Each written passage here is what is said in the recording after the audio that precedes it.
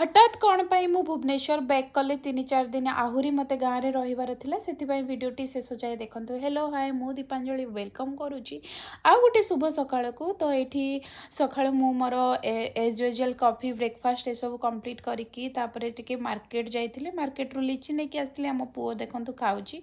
तापरे एठी आंब तोलुथली काहेकि ना मते भुवनेश्वर जिबार अछि।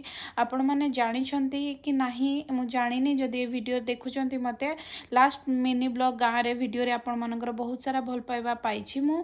आ ए ब्लॉग को आशा करुछि आपण माने बहुत भल पाइबा दियंतु। मु आहुरी 3-4 दिन रही थांती गाँव रे, बट आमर कीर्तन हबार थिला सेटा हबो नाही काहेकि ना आम गाँव रे गोटे छुतिका हे गला सेथिपई कीर्तन हबनी। तो मु रही कि कोन करबी, मु पुणी भुवनेश्वर पळे आसली काहेकि ना भुवनेश्वर रे बहुत सारा काम अछि। काम तो करबा को पड़िबो, काम कले तो पैसा आसीबो।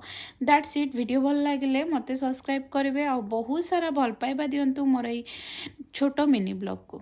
बाय।